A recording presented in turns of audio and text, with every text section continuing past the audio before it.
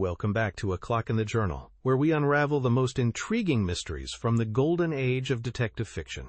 Today, join us as we journey into the thrilling world of Sherlock Holmes with the classic tale, Silver Blaze. This story blends cunning deceit, a vanished racehorse, and a murder that defies the obvious. Sit back, relax, and let the tale of Silver Blaze gallop into your imagination. "I am afraid, Watson, that I shall have to go," said Holmes, as we sat down together to our breakfast one morning. "Go? Where to?" "To Dartmoor, to King's Pyland." I was not surprised. Indeed, my only wonder was that he had not already been mixed up in this extraordinary case, which was the one topic of conversation through the length and breadth of England. For a whole day my companion had rambled about the room with his chin upon his chest and his brows knitted, charging and recharging his pipe with the strongest black tobacco, and absolutely deaf to any of my questions or remarks. Fresh editions of every paper had been sent up by our newsagent, only to be glanced over and tossed down into a corner. Yet, silent as he was, I knew perfectly well what it was over which he was brooding. There was but one problem before the public which could challenge his powers of analysis, and that was the singular disappearance of the favorite for the Wessex Cup, and the tragic murder of its trainer. When, therefore, he suddenly announced his intention of setting out for the scene of the drama, it was only what I had both expected and hoped for. "I should be most happy to go down with you if I should not be in the way," said I. "My dear Watson, you would confer a great favor upon me by coming, and I think that your time will not be misspent, for there are points about the case which promise to make it an absolutely unique one. We have, I think, just time to catch our train at Paddington, and I will go further into the matter upon our journey. You would oblige me by bringing with you your very excellent field glass." And so it happened that an hour or so later I found myself in the corner of a first-class carriage flying along en route for Exeter, while Sherlock Holmes, with his sharp, eager face framed in his ear-flapped traveling cap, dipped rapidly into the bundle of fresh papers which he had procured at Paddington. We had left Reading far behind us before he thrust the last one of them under the seat and offered me his cigar case. "We are going well," said he, looking out the window and glancing at his watch. "Our rate at present is 53.5 miles an hour." "I have not observed the quarter-mile posts," said I. "Nor have I, but the telegraph posts upon this line are 60 yards apart, and the calculation is a simple one. I presume that you have looked into this matter of the murder of John Straker and the disappearance of Silver Blaze?" "I have seen what the Telegraph and the Chronicle have to say. It is one of those cases where the art of the reasoner should be used rather for the sifting of details than for the acquiring of fresh evidence. The tragedy has been so uncommon, so complete, and of such personal importance to so many people, that we are suffering from a plethora of surmise, conjecture, and hypothesis. The difficulty is to detach the framework of fact, of absolute undeniable fact, from the embellishments of theorists and reporters. Then, having established ourselves upon this sound basis, it is our duty to see what inferences may be drawn, and what are the special points upon which the whole mystery turns. On Tuesday evening, I received telegrams from both Colonel Ross, the owner of the horse, and from Inspector Gregory, who is looking after the case, inviting my cooperation." "Tuesday evening!" I exclaimed. "And this is Thursday morning. Why didn't you go down yesterday?" "Because I made a blunder, my dear Watson, which is, I am afraid, a more common occurrence than anyone would think who only knew me through your memoirs. The fact is that I could not believe it possible that the most remarkable horse in England could long remain concealed, especially in so sparsely inhabited a place as the north of Dartmoor. From hour to hour yesterday I expected to hear that he had been found, and that his abductor was the murderer of John Straker. When, however, another morning had come, and I found that beyond the arrest of young Fitzroy Simpson nothing had been done, I felt that it was time for me to take action. Yet in some ways I feel that yesterday has not been wasted." "You have formed a theory, then?" "At least I have got a grip of the essential facts of the case. I shall enumerate them to you. for nothing clears up a case so much as stating it to another person, and I can hardly expect your cooperation if I do not show you the position from which we start." I lay back against the cushions, puffing at my cigar, while Holmes, leaning forward, with his long, thin forefinger checking off the points upon the palm of his left hand, gave me a sketch of the events which had led to our journey. "Silver Blaze," said he, "is from the isonomy stock, and holds as brilliant a record as his famous ancestor. He is now in his 5th year, and has brought in turn each of the prizes of the turf to Colonel Ross, his fortunate owner. Up to the time of the catastrophe, he was the first favorite for the Wessex Cup, the betting being 3-1 on him. He has always, however, been a prime favorite with the racing public, and has never yet disappointed them, so that even at those odds enormous sums of money have been laid upon him. It is obvious, therefore, that there were many people who had the strongest interest in preventing Silver Blaze from being there at the fall of the flag next Tuesday. The fact was, of course, appreciated at King's Pyland, where the Colonel's training stable is situated. Every precaution was taken to guard the favorite. The trainer, John Straker, is a retired jockey who rode in Colonel Ross's colors before he became too heavy for the weighing chair. He has served the Colonel for 5 years as jockey and for 7 as trainer, and has always shown himself to be a zealous and honest servant. Under him were 3 lads, for the establishment was a small one, containing only 4 horses in all. One of these lads sat up each night in the stable, while the others slept in the loft. All 3 bore excellent characters. John Straker, who was a married man, lived in a small villa about 200 yards from the stables. He has no children, keeps 1 maidservant, and is comfortably off. The country round is very lonely, but about half a mile to the north there is a small cluster of villas, which have been built by a Tavistock contractor for the use of invalids and others who may wish to enjoy the pure Dartmoor air. Tavistock itself lies 2 miles to the west, while across the moor, also about 2 miles distant, is the larger training establishment of Mapleton, which belongs to Lord Backwater and is managed by Silas Brown. In every other direction, the moor is a complete wilderness, inhabited only by a few roaming gypsies. Such was the general situation last Monday night when the catastrophe occurred. On that evening the horses had been exercised and watered as usual, and the stables were locked up at 9 o'clock. 2 of the lads walked up to the trainer's house, where they had supper in the kitchen, while the third, Ned Hunter, remained on guard. At a few minutes after 9, the maid, Edith Baxter, carried down to the stables his supper, which consisted of a dish of curried mutton. She took no liquid, as there was a water tap in the stables, and it was the rule that the lad on duty should drink nothing else. The maid carried a lantern with her, as it was very dark, and the path ran across the open moor. Edith Baxter was within 30 yards of the stables, when a man appeared out of the darkness and called to her to stop. As he stepped into the circle of yellow light thrown by the lantern, she saw that he was a person of gentlemanly bearing, dressed in a gray suit of tweeds, with a cloth cap. He wore gaiters and carried a heavy stick with a knob to it. She was most impressed, however, by the extreme pallor of his face and by the nervousness of his manner. His age, she thought, would be rather over 30 than under it. "Can you tell me where I am?" he asked. "I had almost made up my mind to sleep on the moor when I saw the light of your lantern." "You are close to the King's Pyland training stables," said she. "Oh, indeed, what a stroke of luck!" he cried. "I understand that a stable-boy sleeps there alone every night. Perhaps that is his supper which you are carrying to him. Now I am sure that you would not be too proud to earn the price of a new dress, would you?" He took a piece of white paper folded up out of his waistcoat pocket. "See that the boy has this tonight, and you shall have the prettiest frock that money can buy." She was frightened by the earnestness of his manner, and ran past him to the window through which she was accustomed to hand the meals. It was already opened, and Hunter was seated at the small table inside. She had begun to tell him of what had happened when the stranger came up again. "Good evening," said he, looking through the window.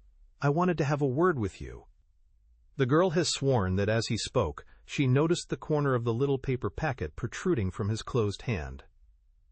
"What business have you here?" asked the lad. "It's business that may put something into your pocket," said the other. "You've 2 horses in for the Wessex Cup, Silver Blaze and Bayard. Let me have the straight tip, and you won't be a loser. Is it a fact that at the weights Bayard could give the other 100 yards in 5 furlongs, and that the stable have put their money on him?" "So you're one of those damned touts," cried the lad. "I'll show you how we serve them in King's Pyland." He sprang up and rushed across the stable to unloose the dog. The girl fled away to the house, but as she ran, she looked back and saw that the stranger was leaning through the window. A minute later, however, when Hunter rushed out with the hound, he was gone, and though he ran all round the buildings, he failed to find any trace of him. "One moment," I asked. "Did the stable boy, when he ran out with the dog, leave the door unlocked behind him?" "Excellent, Watson, excellent," murmured my companion. The importance of the point struck me so forcibly that I sent a special wire to Dartmoor yesterday to clear the matter up. The boy locked the door before he left it. The window, I may add, was not large enough for a man to get through. Hunter waited until his fellow grooms had returned, when he sent a message to the trainer and told him what had occurred. Straker was excited at hearing the account, although he does not seem to have quite realized its true significance. It left him, however, vaguely uneasy, and Mrs. Straker, waking at 1 in the morning, found that he was dressing.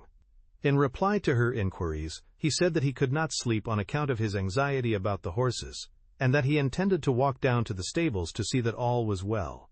She begged him to remain at home, as she could hear the rain pattering against the window, but in spite of her entreaties, he pulled on his large mackintosh and left the house. Mrs. Straker awoke at 7 in the morning to find that her husband had not yet returned. She dressed herself hastily, called the maid, and set off for the stables. The door was open.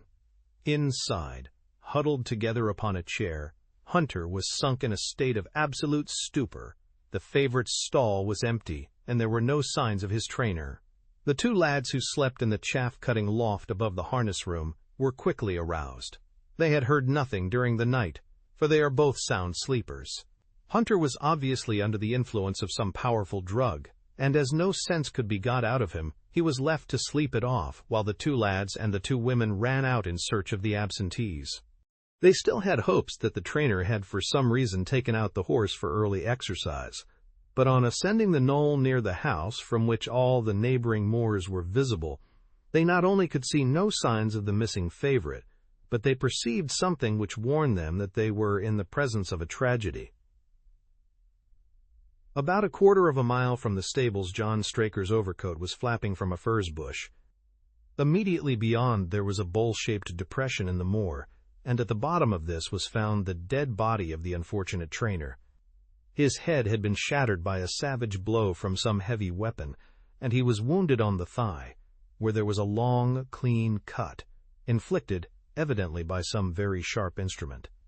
It was clear, however, that Straker had defended himself vigorously against his assailants, for in his right hand he held a small knife, which was clotted with blood up to the handle, while in his left he clasped a red and black silk cravat, which was recognized by the maid as having been worn on the preceding evening by the stranger who had visited the stables.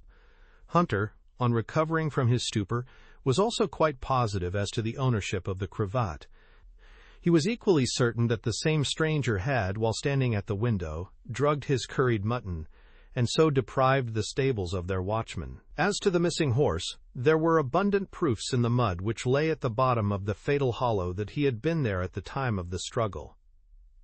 But from that morning he has disappeared, and although a large reward has been offered, and all the gypsies of Dartmoor are on the alert, no news has come of him. Finally, an analysis has shown that the remains of his supper left by the stable lad contain an appreciable quantity of powdered opium, while the people at the house partook of the same dish on the same night without any ill effect. Those are the main facts of the case, stripped of all surmise, and stated as baldly as possible. I shall now recapitulate what the police have done in the matter. Inspector Gregory, to whom the case has been committed, is an extremely competent officer. Were he but gifted with imagination, he might rise to great heights in his profession. On his arrival, he promptly found and arrested the man, upon whom suspicion naturally rested. There was little difficulty in finding him, for he inhabited one of those villas which I have mentioned. His name, it appears, was Fitzroy Simpson. He was a man of excellent birth and education, who had squandered a fortune upon the turf, and who lived now by doing a little quiet and genteel bookmaking in the sporting clubs of London. An examination of his betting book shows that bets to the amount of £5,000 had been registered by him against the favourite.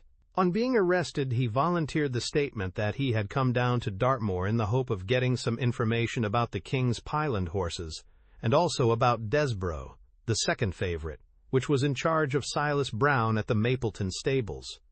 He did not attempt to deny that he had acted as described upon the evening before, but declared that he had no sinister designs, and had simply wished to obtain first-hand information.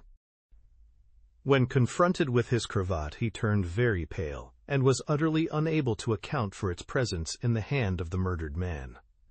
His wet clothing showed that he had been out in the storm of the night before, and his stick, which was a Penang lawyer weighted with lead, was just such a weapon as might, by repeated blows, have inflicted the terrible injuries to which the trainer had succumbed. On the other hand, there was no wound upon his person, while the state of Straker's knife would show that one at least of his assailants must bear his mark upon him. There you have it all in a nutshell, Watson, and if you can give me any light, I shall be infinitely obliged to you. I had listened with the greatest interest to the statement which Holmes, with characteristic clearness, had laid before me. Though most of the facts were familiar to me, I had not sufficiently appreciated their relative importance, nor their connection to each other. "Is it not possible," I suggested, "that the incised wound upon Straker may have been caused by his own knife in the convulsive struggles which follow any brain injury?" "It is more than possible. It is probable," said Holmes. "In that case, one of the main points in favor of the accused disappears."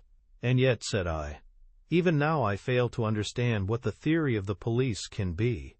"I am afraid that whatever theory we state has very grave objections to it," returned my companion. "The police imagine, I take it, that this Fitzroy Simpson, having drugged the lad, and having in some way obtained a duplicate key, opened the stable door and took out the horse, with the intention, apparently, of kidnapping him altogether.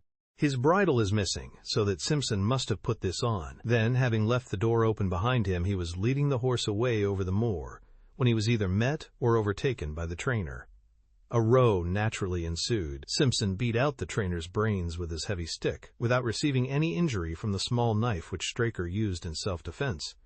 And then the thief either led the horse on to some secret hiding place, or else it may have bolted during the struggle, and be now wandering out on the moors. That is the case as it appears to the police, and improbable as it is, all other explanations are more improbable still. However, I shall very quickly test the matter when I am once upon the spot, and until then I cannot really see how we can get much further than our present position. It was evening before we reached the little town of Tavistock, which lies, like the boss of a shield, in the middle of the huge circle of Dartmoor. Two gentlemen were awaiting us in the station. The one, a tall, fair man with lion-like hair and beard and curiously penetrating light blue eyes. The other, a small, alert person, very neat and dapper, in a frock coat and gaiters, with trim little side whiskers and an eyeglass. The latter was Colonel Ross, the well-known sportsman. The other, Inspector Gregory, a man who was rapidly making his name in the English detective service. "I am delighted that you have come down, Mr. Holmes," said the colonel. "The inspector here has done all that could possibly be suggested, but I wish to leave no stone unturned in trying to avenge poor Straker and in recovering my horse." "Have there been any fresh developments?" asked Holmes. "I am sorry to say that we have made very little progress," said the inspector. "We have an open carriage outside, and, as you would no doubt like to see the place before the light fails, we might talk it over as we drive." A minute later we were all seated in a comfortable landau, and were rattling through the quaint old Devonshire city. Inspector Gregory was full of his case, and poured out a stream of remarks, while Holmes threw in an occasional question or interjection. Colonel Ross leaned back with his arms folded and his hat tilted over his eyes, while I listened with interest to the dialogue of the two detectives. Gregory was formulating his theory, which was almost exactly what Holmes had foretold in the train. "The net is drawn pretty close round Fitzroy Simpson," he remarked, "and I believe myself that he is our man. At the same time, I recognize that the evidence is purely circumstantial, and that some new development may upset it. How about Straker's knife? We have quite come to the conclusion that he wounded himself in his fall. My friend Dr. Watson made that suggestion to me as we came down. If so, it would tell against this man Simpson. Undoubtedly, he has neither a knife nor any sign of a wound. The evidence against him is certainly very strong. He had a great interest in the disappearance of the favorite. He lies under suspicion of having poisoned the stable boy. He was undoubtedly out in the storm. He was armed with a heavy stick, and his cravat was found in the dead man's hand. I really think we have enough to go before a jury." Holmes shook his head. "A clever counsel would tear it all to rags," said he. "Why should he take the horse out of the stable? If he wished to injure it, why could he not do it there? Has a duplicate key been found in his possession? What chemist sold him the powdered opium? Above all, where could he, a stranger to the district, hide a horse, and such a horse as this? What is his own explanation as to the paper which he wished the maid to give to the stable boy? He says that it was a 10-pound note. One was found in his purse. But your other difficulties are not so formidable as they seem. He is not a stranger to the district. He has twice lodged at Tavistock in the summer. The opium was probably brought from London. The key, having served its purpose, would be hurled away. The horse may be at the bottom of one of the pits or old mines upon the moor. What does he say about the cravat? He acknowledges that it is his, and declares that he had lost it. But a new element has been introduced into the case which may account for his leading the horse from the stable." Holmes pricked up his ears. "We have found traces which show that a party of gypsies encamped on Monday night within a mile of the spot where the murder took place. On Tuesday they were gone. Now, presuming that there was some understanding between Simpson and these gypsies, might he not have been leading the horse to them when he was overtaken, and may they not have him now? It is certainly possible. The moor is being scoured for these gypsies. I have also examined every stable and outhouse in Tavistock, and for a radius of 10 miles. There is another training stable quite close, I understand." "Yes, and that is a factor which we must certainly not neglect. As Desborough, their horse, was second in the betting, they had an interest in the disappearance of the favorite.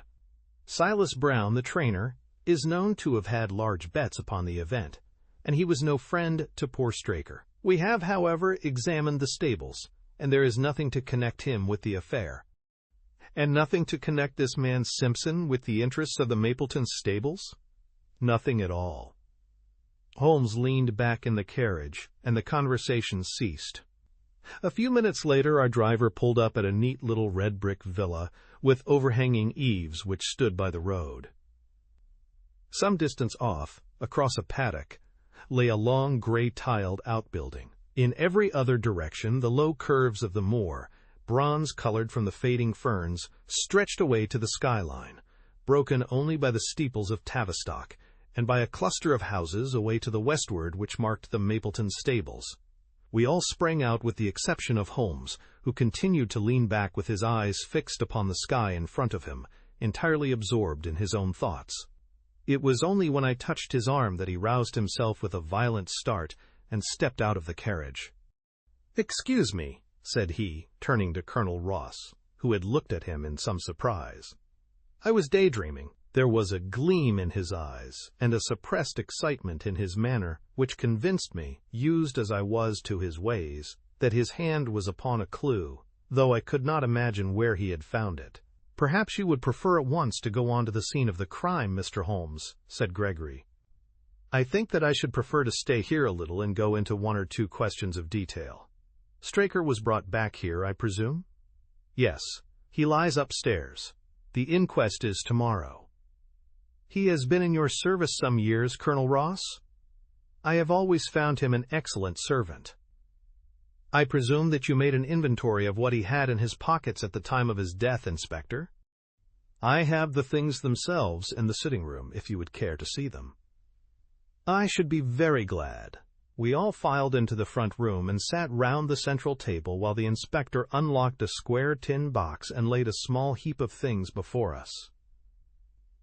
There was a box of Vestas, 2 inches of tallow candle, an ADP briar root pipe, a pouch of sealskin with half an ounce of long-cut Cavendish, a silver watch with a gold chain, 5 sovereigns in gold, an aluminium pencil case, a few papers, and an ivory-handled knife with a very delicate inflexible blade marked Weiss and Company, London.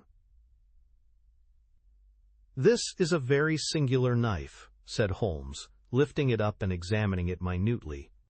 "I presume, as I see bloodstains upon it, that it is the one which was found in the dead man's grasp." "Watson, this knife is surely in your line?" "It is what we call a cataract knife," said I. "I thought so. A very delicate blade, devised for very delicate work. A strange thing for a man to carry with him upon a rough expedition, especially as it would not shut in his pocket." "The tip was guarded by a disc of cork which we found beside his body," said the inspector. "His wife tells us that the knife had lain upon the dressing-table, and that he had picked it up as he left the room. It was a poor weapon, but perhaps the best that he could lay his hands on at the moment." "Very possible. How about these papers?" 3 of them are receipted hay dealers' accounts. One of them is a letter of instructions from Colonel Ross. This other is a milliner's account for £37.15 made out by Madame Lesurrier of Bond Street to William Derbyshire. Mrs. Straker tells us that Derbyshire was a friend of her husband's and that occasionally his letters were addressed here.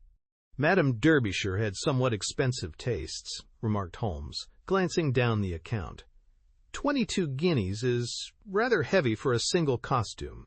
However, there appears to be nothing more to learn, and we may now go down to the scene of the crime. As we emerged from the sitting-room, a woman, who had been waiting in the passage, took a step forward and laid her hand upon the inspector's sleeve. Her face was haggard and thin and eager, stamped with the print of a recent horror. "Have you got them? Have you found them?" she panted. "No, Mrs. Straker, but Mr. Holmes here has come from London to help us, and we shall do all that is possible." "Surely I met you in Plymouth at a garden party some little time ago, Mrs. Straker," said Holmes. "No, sir, you are mistaken." "Dear me, why I could have sworn to it. You wore a costume of dove-colored silk with ostrich feather trimming." "I never had such a dress, sir," answered the lady. "Ah, that quite settles it," said Holmes, and with an apology he followed the inspector outside. A short walk across the moor took us to the hollow in which the body had been found. At the brink of it was the furze bush upon which the coat had been hung. "There was no wind that night, I understand," said Holmes. "None, but very heavy rain." "In that case the overcoat was not blown against the furze bush, but placed there." "Yes, it was laid across the bush." "You fill me with interest. I perceive that the ground has been trampled up a good deal. No doubt many feet have been here since Monday night. A piece of matting has been laid here at the side, and we have all stood upon that." "Excellent. In this bag I have one of the boots which Straker wore, one of Fitzroy Simpson's shoes, and a cast horseshoe of Silver Blaze." "My dear Inspector, you surpass yourself." Holmes took the bag, and, descending into the hollow, he pushed the matting into a more central position. Then, stretching himself upon his face and leaning his chin upon his hands, he made a careful study of the trampled mud in front of him. "Hello," said he suddenly, "what's this?" It was a wax vesta half burned, which was so coated with mud that it looked at first like a little chip of wood. "I cannot think how I came to overlook it," said the inspector, with an expression of annoyance. "It was invisible, buried in the mud. I only saw it because I was looking for it." "What? You expected to find it?" "I thought it not unlikely." He took the boots from the bag, and compared the impressions of each of them with marks upon the ground. Then he clambered up to the rim of the hollow and crawled about among the ferns and bushes. "I am afraid that there are no more tracks," said the inspector. "I have examined the ground very carefully for 100 yards in each direction." "Indeed?" said Holmes, rising. "I should not have the impertinence to do it again after what you say, but I should like to take a little walk over the moor before it grows dark, that I may know my ground tomorrow, and I think that I shall put this horseshoe into my pocket for luck." Colonel Ross, who had shown some signs of impatience at my companion's quiet and systematic method of work, glanced at his watch. "I wish you would come back with me, Inspector," said he. "There are several points on which I should like your advice, and especially as to whether we do not owe it to the public to remove our horse's name from the entries for the cup." "Certainly not," cried Holmes with decision. "I should let the name stand." The colonel bowed. "I am very glad to have had your opinion, sir," said he. "You will find us at poor Straker's house when you have finished your walk, and we can drive together into Tavistock." He turned back with the inspector, while Holmes and I walked slowly across the moor.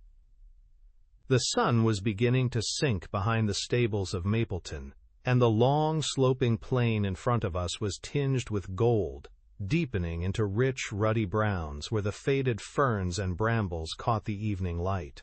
But the glories of the landscape were all wasted upon my companion, who was sunk in the deepest thought. "It's this way, Watson," said he at last. "We may leave the question of who killed John Straker for the instant, and confine ourselves to finding out what has become of the horse. Now, supposing that he broke away during or after the tragedy, where could he have gone to? The horse is a very gregarious creature. If left to himself, his instincts would have been either to return to King's Pyland or go over to Mapleton. Why should he run wild upon the moor? He would surely have been seen by now. And why should gypsies kidnap him? These people always clear out when they hear of trouble, for they do not wish to be pestered by the police. They could not hope to sell such a horse. They would run a great risk, and gain nothing by taking him. Surely that is clear. Where is he, then? I have already said that he must have gone to King's Pyland or to Mapleton. He is not at King's Pyland, therefore he is at Mapleton. Let us take that as a working hypothesis and see what it leads us to. This part of the moor, as the inspector remarked, is very hard and dry, but it falls away towards Mapleton. And you can see from here that there is a long hollow over yonder, which must have been very wet on Monday night. If our supposition is correct, then the horse must have crossed that, and there is the point where we should look for his tracks. We had been walking briskly during this conversation, and a few more minutes brought us to the hollow in question. At Holmes' request, I walked down the bank to the right, and he to the left, but I had not taken 50 paces before I heard him give a shout, and saw him waving his hand to me. The track of a horse was plainly outlined in the soft earth in front of him, and the shoe which he took from his pocket exactly fitted the impression. "See the value of imagination," said Holmes. "It is the one quality which Gregory lacks. We imagined what might have happened, acted upon the supposition, and find ourselves justified. Let us proceed." We crossed the marshy bottom and passed over a quarter of a mile of dry, hard turf. Again the ground sloped, and again we came on the tracks. Then we lost them for half a mile, but only to pick them up once more quite close to Mapleton. It was Holmes who saw them first, and he stood pointing with a look of triumph upon his face. A man's track was visible beside the horse's. "The horse was alone before," I cried. "Quite so. It was alone before. Hullo, what is this?" The double track turned sharp off and took the direction of King's Pyland. Holmes whistled, and we both followed along after it. His eyes were on the trail, but I happened to look a little to one side, and saw to my surprise the same tracks coming back again in the opposite direction. "One for you, Watson," said Holmes when I pointed it out. "You have saved us a long walk, which would have brought us back on our own traces. Let us follow the return track." We had not to go far. It ended at the paving of asphalt which led up to the gates of the Mapleton stables. As we approached, a groom ran out from them. "We don't want any loiterers about here," said he. "I only wish to ask a question," said Holmes, with his finger and thumb in his waistcoat pocket. Should I be too early to see your master, Mr. Silas Brown, if I were to call at 5 o'clock tomorrow morning? Bless you, sir. If anyone is about, he will be, for he is always the first stirring. But here he is, sir, to answer your questions for himself. No, sir, no. It is as much as my place is worth to let him see me touch your money. Afterwards, if you like. As Sherlock Holmes replaced the half-crown which he had drawn from his pocket, a fierce-looking elderly man strode out from the gate with a hunting crop swinging in his hand. "What's this, Dawson?" he cried. "No gossiping. Go about your business. And you, what the devil do you want here?" 10 minutes' talk with you, my good sir," said Holmes in the sweetest of voices. "I've no time to talk to every gadabout. We want no strangers here. Be off, or you may find a dog at your heels." Holmes leaned forward and whispered something in the trainer's ear. He started violently and flushed to the temples. "It's a lie!" he shouted. "An infernal lie!" "Very good. Shall we argue about it here in public, or talk it over in your parlor?" "Oh, come in if you wish to." Holmes smiled. "I shall not keep you more than a few minutes, Watson," said he. "Now, Mr. Brown, I am quite at your disposal." It was 20 minutes, and the reds had all faded into grays before Holmes and the trainer reappeared. Never have I seen such a change as had been brought about in Silas Brown in that short time. His face was ashy pale, beads of perspiration shone upon his brow, and his hands shook until the hunting crop wagged like a branch in the wind. His bullying, overbearing manner was all gone too, and he cringed along at my companion's side like a dog with its master. "Your instructions will be done. It shall all be done," said he. "There must be no mistake," said Holmes, looking round at him. The other winced as he read the menace in his eyes. "Oh, no. There shall be no mistake. It shall be there. Should I change it first or not?" Holmes thought a little, and then burst out laughing. "No, don't," said he. "I shall write to you about it. No tricks now, or—" "Oh, you can trust me, you can trust me?" "Yes, I think I can. Well, you shall hear from me tomorrow." He turned upon his heel, disregarding the trembling hand which the other held out to him, and we set off for King's Pyland. A more perfect compound of the bully, coward, and sneak than Master Silas Brown I have seldom met with, remarked Holmes as we trudged along together. "He has the horse, then?" He tried to bluster out of it, but I described to him so exactly what his actions had been upon that morning that he is convinced that I was watching him. Of course you observed the peculiarly square toes in the impressions, and that his own boots exactly corresponded to them. Again, of course, no subordinate would have dared to do such a thing. I described to him how, when according to his custom he was the first down, he perceived a strange horse wandering over the moor, how he went out to it, and his astonishment at recognizing, from the white forehead which has given the favorite its name, that chance had put in his power the only horse which could beat the one upon which he had put his money. Then I described how his first impulse had been to lead him back to King's Pyland, and how the devil had shown him how he could hide the horse until the race was over, and how he had led it back and concealed it at Mapleton. When I told him every detail, he gave it up and thought only of saving his own skin. But his stables had been searched? Oh, an old horse-faker like him has many a dodge. But are you not afraid to leave the horse in his power now, since he has every interest in injuring it? My dear fellow, he will guard it as the apple of his eye. He knows that his only hope of mercy is to produce it safe. Colonel Ross did not impress me as a man who would be likely to show much mercy in any case. The matter does not rest with Colonel Ross. I follow my own methods, and tell as much or as little as I choose. That is the advantage of being unofficial. I don't know whether you observed it, Watson, but the Colonel's manner has been just a trifle cavalier to me. I am inclined now to have a little amusement at his expense. Say nothing to him about the horse. Certainly not without your permission. And, of course, this is all quite a minor point compared to the question of who killed John Straker. And you will devote yourself to that? On the contrary, we both go back to London by the night train.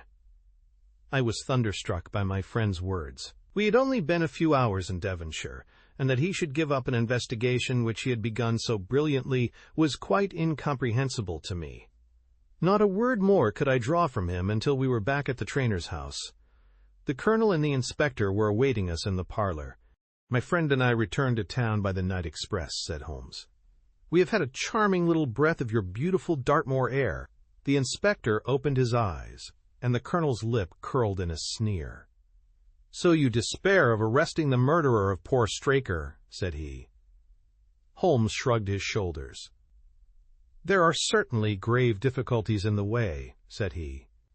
"I have every hope, however, that your horse will start upon Tuesday, and I beg that you will have your jockey in readiness.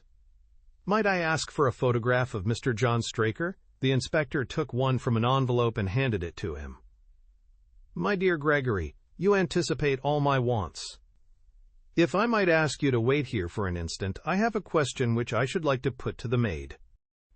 "I must say that I am rather disappointed in our London consultant," said Colonel Ross bluntly, as my friend left the room.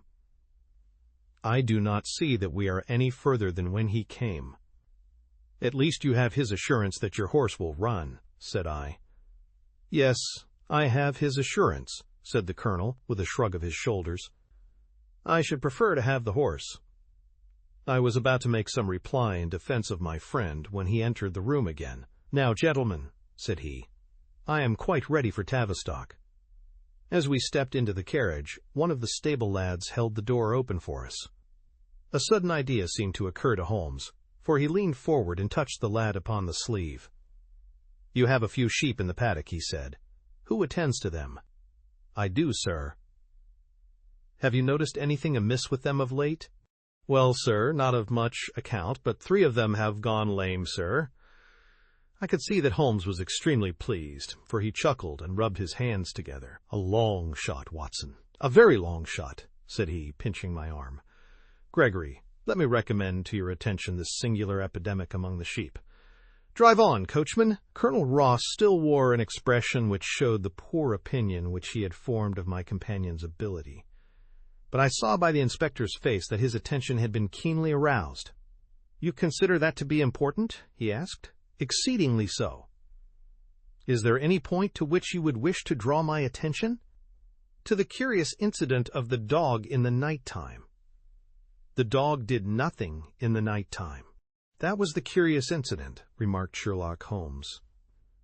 4 days later, Holmes and I were again in the train, bound for Winchester to see the race for the Wessex Cup. Colonel Ross met us by appointment outside the station, and we drove in his drag to the course beyond the town. His face was grave, and his manner was cold in the extreme. "I have seen nothing of my horse," said he. "I suppose that you would know him when you saw him?" asked Holmes. The colonel was very angry. "I have been on the turf for 20 years, and never was asked such a question as that before," said he. "A child would know Silver Blaze, with his white forehead and his mottled-off foreleg." "How is the betting?" "Well, that is the curious part of it. You could have got 15 to 1 yesterday, but the price has become shorter and shorter, until you can hardly get 3 to 1 now." Said Holmes. "Somebody knows something, that is clear." As the drag drew up in the enclosure near the grandstand, I glanced at the card to see the entries.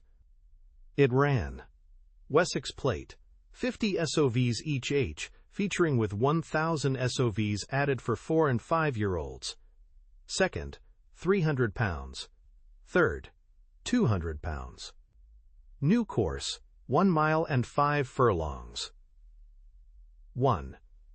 Mr. Heath Newton's The Negro, red cap, cinnamon jacket. 2. Colonel Wardlaw's Pugilist, pink cap, blue and black jacket. 3. Lord Backwater's Desborough, yellow cap and sleeves. 4. Colonel Ross's Silver Blaze, black cap, red jacket. 5. Duke of Balmoral's Iris, yellow and black stripes. 6. Lord Singleford's Rasper, purple cap, black sleeves. "We scratched our other one, and put all hopes on your word," said the colonel. "Why, what is that? Silver Blaze favorite?" 5-4 against Silver Blaze, roared the ring. 5-4 against Silver Blaze. 5-15 against Desborough. 5-4 on the field. There are the numbers up, I cried. They are all 6 there. All 6 there? Then my horse is running, cried the colonel in great agitation. But I don't see him. My colors have not passed. Only 5 have passed. This must be he. As I spoke, a powerful bay horse swept out from the weighing enclosure and cantered past us, bearing on its back the well-known black and red of the colonel. That's not my horse, cried the owner. That beast has not a white hair upon its body. What is this that you have done, Mr. Holmes? Well, well, let us see how he gets on, said my friend imperturbably. For a few minutes he gazed through my field-glass. Capital! An excellent start, he cried suddenly. There they are, coming round the curve. From our drag we had a superb view as they came up the straight. The 6 horses were so close together that a carpet could have covered them, but halfway up the yellow of the Mapleton stable showed to the front. Before they reached us, however, Desborough's bolt was shot, and the colonel's horse, coming away with a rush, passed the post a good 6 lengths before its rival, the Duke of Balmoral's Iris making a bad third. It's my race, anyhow, gasped the colonel, passing his hand over his eyes. I confess that I can make neither head nor tail of it. Don't you think that you have kept up your mystery long enough, Mr. Holmes? Certainly, Colonel, you shall know everything. Let us all go round and have a look at the horse together. Here he is, he continued, as we made our way into the weighing enclosure, where only owners and their friends find admittance. You have only to wash his face and his leg in spirits of wine, and you will find that he is the same old Silver Blaze as ever. You take my breath away. I found him in the hands of a faker, and took the liberty of running him just as he was sent over. My dear sir, you have done wonders. The horse looks very fit and well. It never went better in its life. I owe you 1,000 apologies for having doubted your ability. You have done me a great service by recovering my horse. You would do me a greater still if you could lay your hands on the murderer of John Straker. I have done so, said Holmes quietly. The colonel and I stared at him in amazement. You have got him. Where is he, then? He is here. Here, where? In my company at the present moment. The colonel flushed angrily.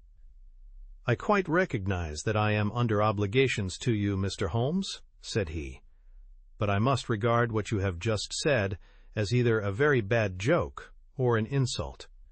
Sherlock Holmes laughed. I assure you that I have not associated you with the crime, Colonel, said he. The real murderer is standing immediately behind you.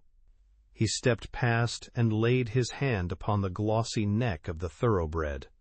The horse! Cried both the colonel and myself. Yes, the horse! And it may lessen his guilt if I say that it was done in self-defense, and that John Straker was a man who was entirely unworthy of your confidence. But there goes the bell, and as I stand to win a little on this next race, I shall defer a lengthy explanation until a more fitting time. We had the corner of a Pullman car to ourselves that evening as we whirled back to London, and I fancy that the journey was a short one to Colonel Ross as well as to myself. As we listened to our companion's narrative of the events which had occurred at the Dartmoor training stables upon the Monday night, and the means by which he had unraveled them. I confess, said he, that any theories which I had formed from the newspaper reports were entirely erroneous. And yet there were indications there, had they not been overlaid by other details which concealed their true import. I went to Devonshire with the conviction that Fitzroy Simpson was the true culprit, although of course I saw that the evidence against him was by no means complete.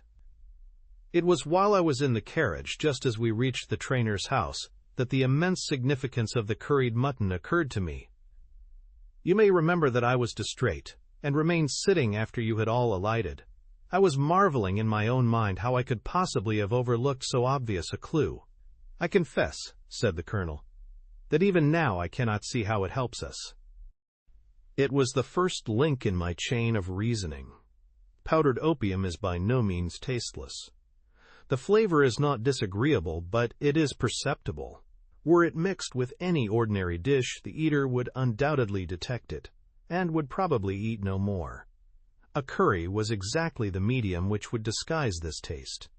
By no possible supposition could this stranger, Fitzroy Simpson, have caused curry to be served in the trainer's family that night, and it is surely too monstrous a coincidence to suppose that he happened to come along with powdered opium upon the very night when a dish happened to be served which would disguise the flavor. That is unthinkable. Therefore, Simpson becomes eliminated from the case, and our attention centers upon Straker and his wife, the only two people who could have chosen curried mutton for supper that night. The opium was added after the dish was set aside for the stable boy, for the others had the same for supper with no ill effects. Which of them, then, had access to that dish without the maid seeing them? Before deciding that question, I had grasped the significance of the silence of the dog, for one true inference invariably suggests others. The Simpson incident had shown me that a dog was kept in the stables, and yet, though someone had been in and had fetched out a horse, he had not barked enough to arouse the two lads in the loft. Obviously, the midnight visitor was someone whom the dog knew well. I was already convinced, or almost convinced, that John Straker went down to the stables in the dead of the night and took out Silver Blaze. For what purpose? For a dishonest one, obviously, or why should he drug his own stable boy? And yet I was at a loss to know why. There have been cases before now where trainers have made sure of great sums of money by laying against their own horses, through agents, and then preventing them from winning by fraud. Sometimes it is a pulling jockey. Sometimes it is some surer and subtler means. What was it here? I hoped that the contents of his pockets might help me to form a conclusion, and they did so. You cannot have forgotten the singular knife which was found in the dead man's hand, a knife which certainly no sane man would choose for a weapon. It was, as Dr. Watson told us, a form of knife which is used for the most delicate operations known in surgery. And it was to be used for a delicate operation that night. You must know, with your wide experience of turf matters, Colonel Ross, that it is possible to make a slight nick upon the tendons of a horse's ham, and to do it subcutaneously, so as to leave absolutely no trace. A horse so treated would develop a slight lameness, which would be put down to a strain in exercise or a touch of rheumatism, but never to foul play. "Villain! Scoundrel!" cried the colonel. We have here the explanation of why John Straker wished to take the horse out onto the moor. So spirited a creature would have certainly roused the soundest of sleepers when it felt the prick of the knife. It was absolutely necessary to do it in the open air. "I have been blind," cried the colonel. Of course that was why he needed the candle, and struck the match. Undoubtedly. But in examining his belongings, I was fortunate enough to discover not only the method of the crime, but even its motives. As a man of the world, Colonel, you know that men do not carry other people's bills about in their pockets. We have most of us quite enough to do to settle our own. I at once concluded that Straker was leading a double life, and keeping a second establishment. The nature of the bill showed that there was a lady in the case, and one who had expensive tastes. Liberal as you are with your servants, one can hardly expect that they can buy 20-guinea walking dresses for their ladies. I questioned Mrs. Straker as to the dress without her knowing it, and having satisfied myself that it had never reached her, I made a note of the milliner's address, and felt that by calling there with Straker's photograph, I could easily dispose of the mythical Derbyshire. From that time on, all was plain. Straker had led out the horse to a hollow, where his light would be invisible. Simpson, in his flight, had dropped his cravat, and Straker had picked it up, with some idea, perhaps, that he might use it in securing the horse's leg. Once in the hollow, he had got behind the horse and had struck a light. But the creature, frightened at the sudden glare, and with the strange instinct of animals feeling that some mischief was intended, had lashed out, and the steel shoe had struck Straker full on the forehead. He had already, in spite of the rain, taken off his overcoat in order to do his delicate task, and so, as he fell, his knife gashed his thigh. Do I make it clear? "Wonderful!" cried the colonel. "Wonderful! You might have been there." My final shot was, I confess, a very long one. It struck me that so astute a man as Straker would not undertake this delicate tendon-nicking without a little practice. What could he practice on? My eyes fell upon the sheep, and I asked a question which, rather to my surprise, showed that my surmise was correct. When I returned to London, I called upon the milliner, who had recognized Straker as an excellent customer of the name of Derbyshire, who had a very dashing wife with a strong partiality for expensive dresses. I have no doubt that this woman had plunged him over head and ears in debt, and so led him into this miserable plot. "You have explained all but one thing," cried the colonel. "Where was the horse?" "Ah, it bolted, and was cared for by one of your neighbors. We must have an amnesty in that direction, I think. Greta, this is Clapham Junction, if I am not mistaken, and we shall be in Victoria in less than 10 minutes. If you care to smoke a cigar in our rooms, Colonel, I shall be happy to give you any other details which might interest you."